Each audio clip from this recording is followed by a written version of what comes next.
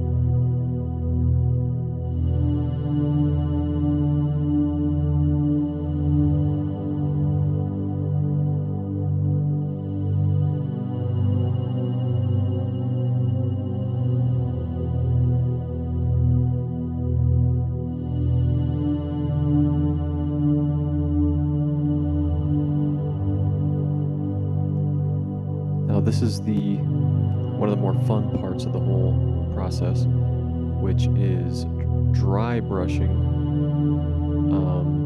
the off-white. Now, a lot of people paint pinheads with straight up titanium white, but I find that doesn't look, it ends up looking kind of plasticky. It doesn't resemble the film, which was a little bit more of a off-white.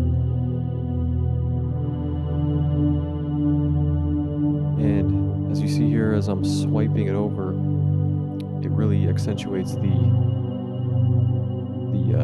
cuts in the face, the grid. Airbrushing that first just makes it kind of go right over it. It just makes it look more dynamic.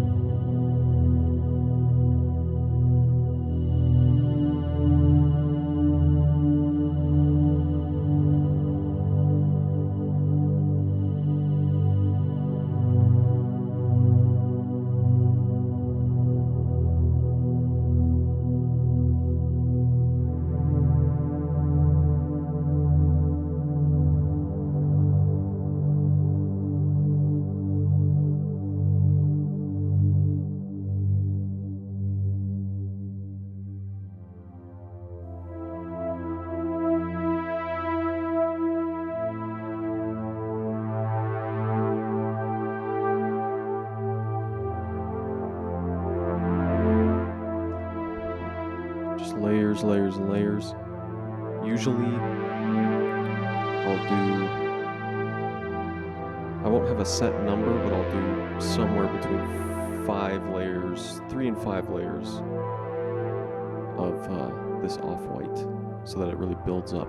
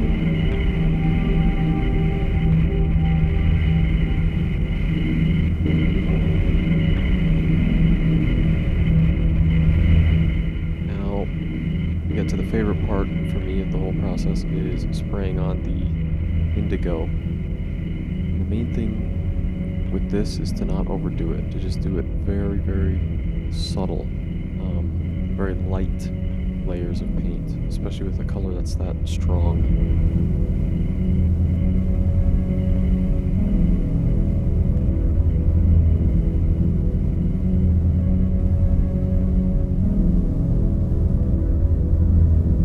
Generally, as a rule, I like to do very subtle paintwork overall with each layer. I just find that makes it look more realistic. Instead of kind of over sculpting or over painting, just doing it subtle and just getting the forms right. It makes it stand out more.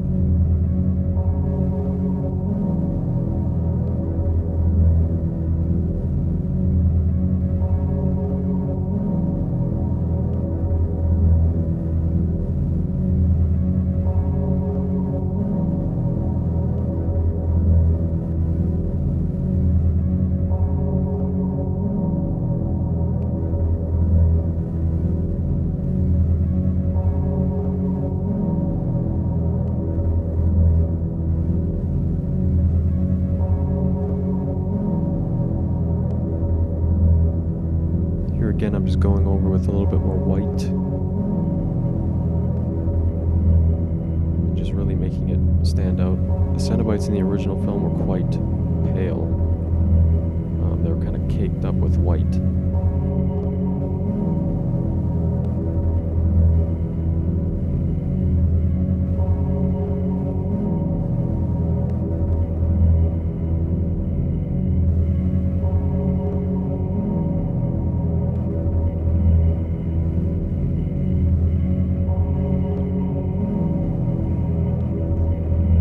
Right here, just that little subtle touch of flesh color kind of coming from within the lips is just another very, very, very small thing that adds a lot to the final piece. It's just a small thing you wouldn't necessarily think about, but it makes it stand out.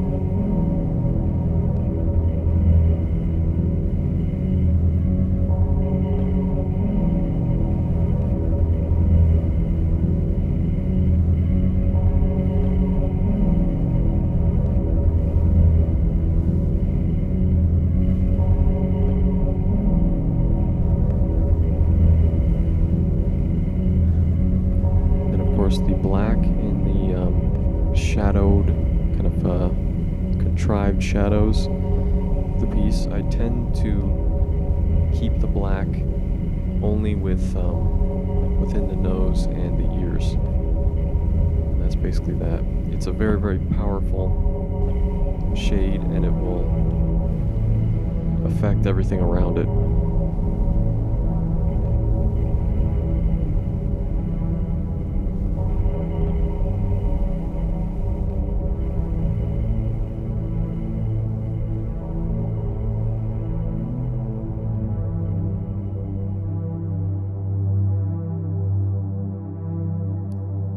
So here are the eyes.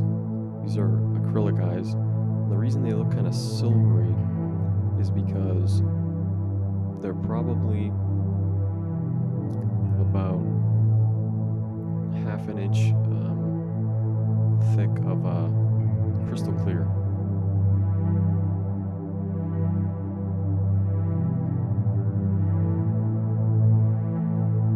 And then what I do is I mix up 5-minute epoxy.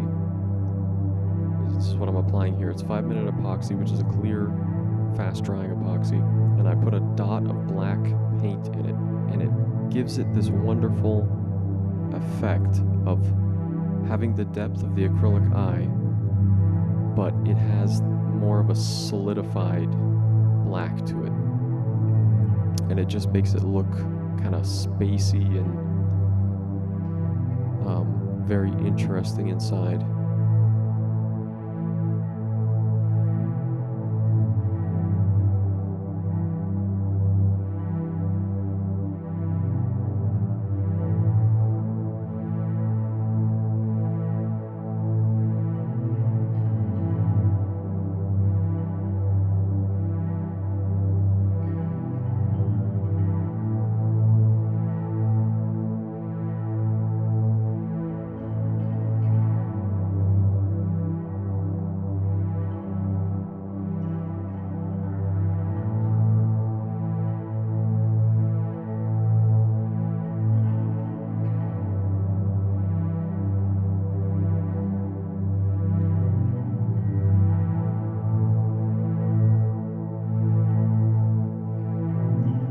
Just another clear coat over the whole thing, no black added to it.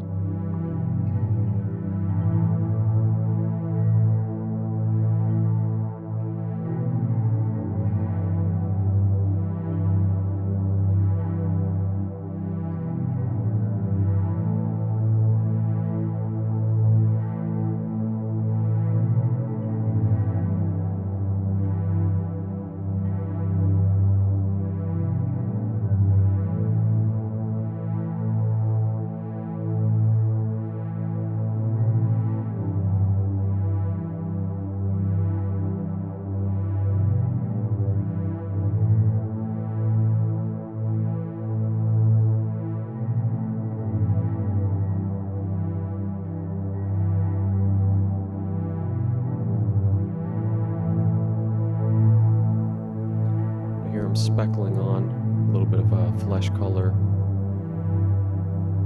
just to give it some more breakup around the ears, usually around the wounds. Not too much. I don't tend to put too much on the Pinhead because mostly he is just kind of caked up in white paint, but just a bit there. Again, it just gives it a breakup and a dynamic. It makes it look like flesh almost immediately. It just gives it this very translucent flesh tone.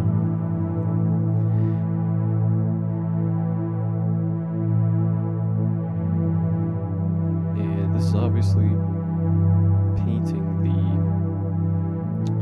the leather parts of the piece now.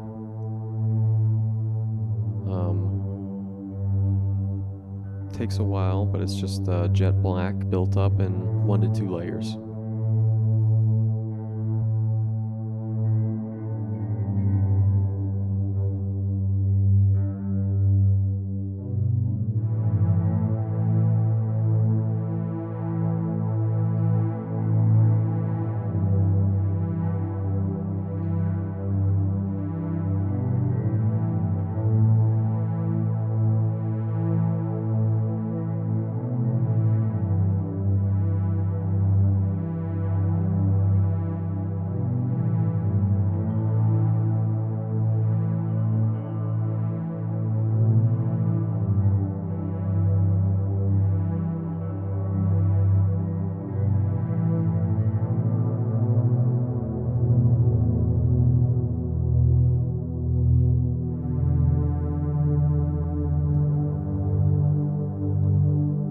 Filling in those hook wounds with that classic kind of pinkish red from the Hellraiser films. Usually they were colored exactly about this shade, and the coloring, the vibrancy, the shade of colors in my pieces is really important.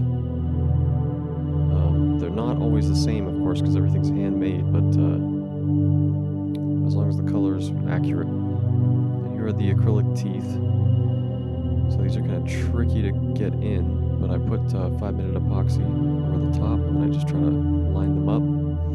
Actually, the teeth that I'm putting in here were made for the female Cenobite, and this one and the Exorcist one use the same teeth.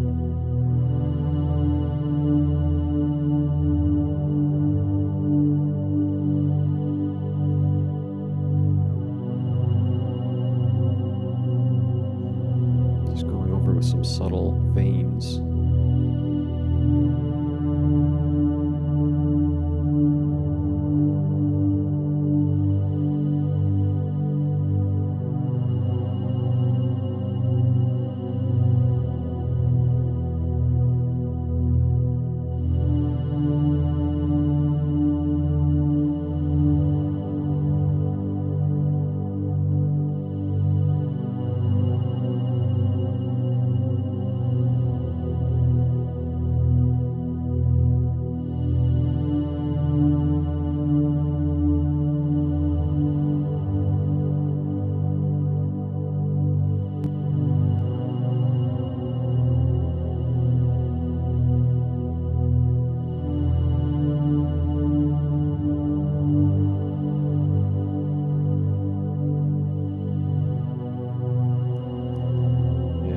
Doing here is I'm putting on the eyelashes. It's usually the worst part. It can either be the smoothest part or the worst part of the whole process.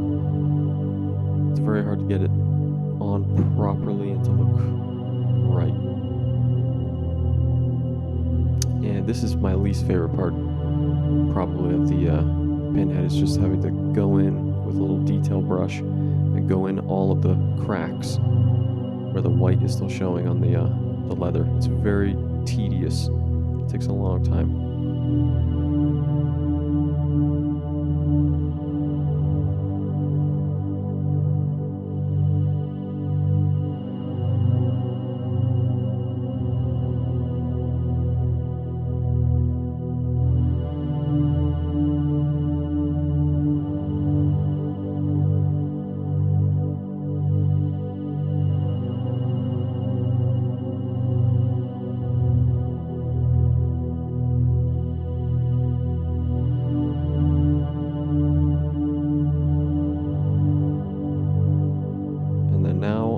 brushing the reddish brown over the leather.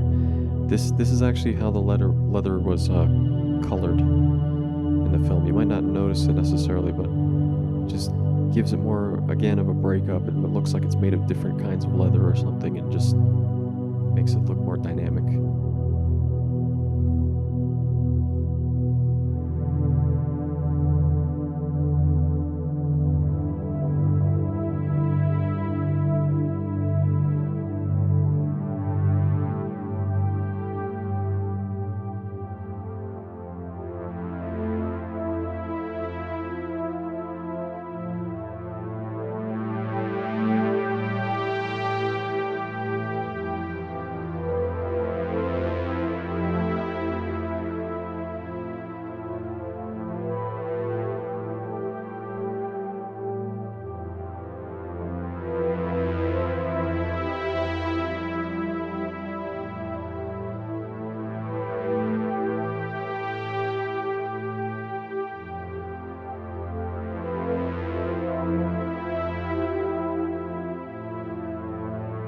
Okay, so this is one of the more labor-intensive aspects of this whole thing, which is I have to drill in each and every one of the pinpoints with the smallest drill head. I think it's a 1/16.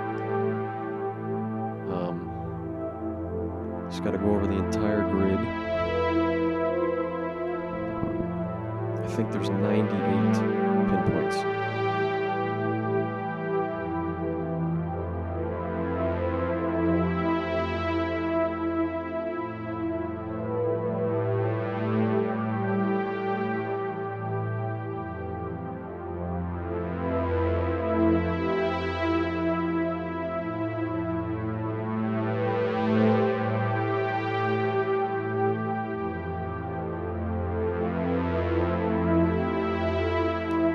To the final leg of the pinhead, which is the hammering of the pins. And again, a very labor-intensive part. 98 pins. I usually like to stick pins into styrofoam and spray them with a bronze gold kind of color. And usually these pins will stay in there very well. They're actually very hard to pull out. They can bend, but usually they won't fall out.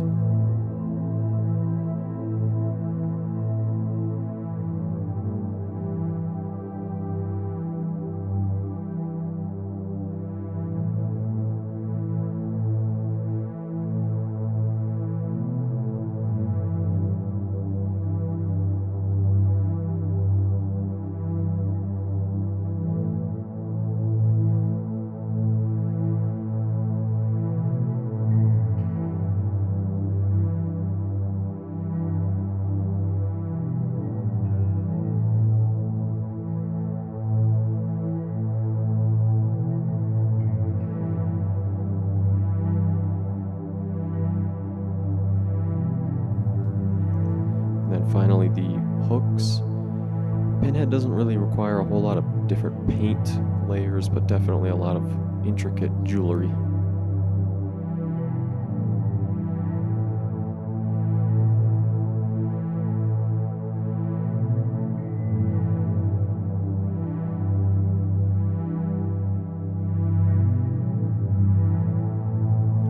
Then we got the Krylon gloss.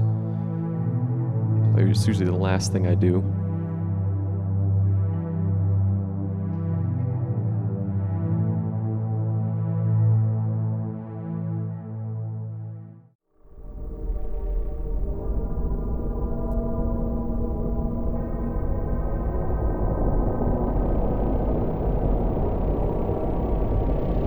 And there he is. That's the final piece. When everything comes together, the subtle layers of things, it just ends up with something that looks very dynamic. And of course, the sculpt is the most important.